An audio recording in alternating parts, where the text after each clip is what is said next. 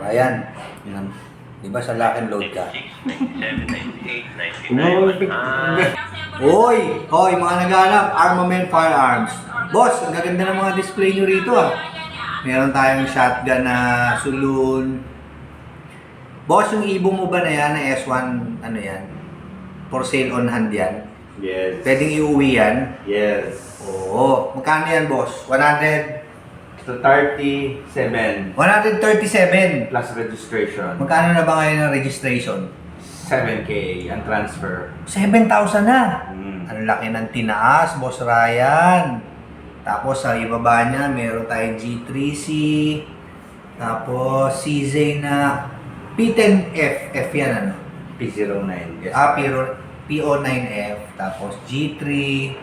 Siyempre, yung Sulun. SG320 na shotgun, semi-auto. 28K yan, boss, di ba? 28.5. Boss, ang ganda niya, no? Yung RIA na yan. Di ba RIA yan? Yes. Magkano natin binibenta yan? 250. 250 lang! Yes. Grabe, bilhin nyo na. 250, 9mm. 45. 45. 45 caliber. Naka-setup na yan. Oo nga, ganda. Tapos katabi niyan, Shadow. And then yung SG105 na bullpup 12 gauge shotgun. And then syempre Kalashnikov Saiga 9. 168,000. Tama? 180. 180. Oh. Naka-setup kasi. Naka-setup kasi. Ano, pero yung stock niya, boss, 168. Yes. Yung setup niya, yung mga handguard na ano, ayan. Tapos, siyempre, Arsenal Strike 1, G3C Black, Glock 17, Austria.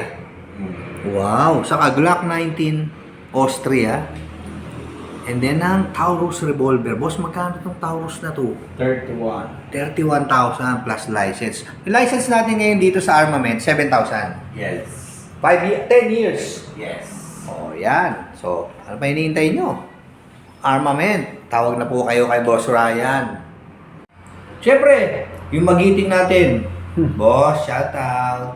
Ayan. Opo. Hindi kayo makakapasok dito hanggat hindi kayo kinakapkapan. Di ba, no? Yes, sir. Kailangan, pag may barel, iiwan muna nila sa kotse. Di ba? Meron. Batang Tondo. Meron naman dito. Boss Joey. Ah, ito pala, meron tayong ano. O yan, pag pumunta kayo sa Armament, Wala pa yung at may buwangan. dala kayo, meron tayong ano rito, Ginagawa pa yung safekeeping ball. Diba? Saan? Sa Oo, buhangin, yung ginagawa pa. safety area. Pero kuya, dapat bago sila pumasok, tanggal na magazine. No? Walang chamber load, para safe tayo lahat. Diba? As for sale ba to, Boss Ryan? Level 3 na vest, di ba? By order. Magkano to? Oh, message na lang kayo kay Boss Angelo. Ganda nito. Boss Angelo, baka naman. Level 3. Pasok tayo dito sa magic door. May magic door na dito sa Armament eh. Ayan oh. Oh, may harang muna. So ito na po yung ginagawang firing range. Malapit na po matapos. Meron ng slab. Boss Joey, ano yung nasa dulo na yan? Anong meron dyan? Dito sa Armament, magkakaroon din ng reloading dito, di ba? Sabi ni Boss Angelo. Pasukin natin. Ah, ito na yung ano, ito na yung buo. Oo, matatapos na naman. Rico. Ayan. Ang haba nito. So, ito na yung Armament indoor firing range.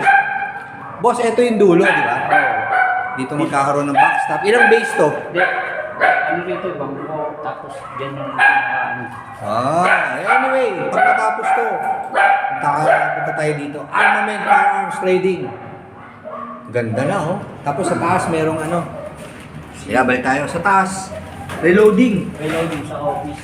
Sa office. Oo nga. Saka may tambayan daw dun eh, no? Yung 10 mga... days pa daw bago tanggalin yung mga paa. Oo, pinapatibay pa yan, eh, no? Patibay ka.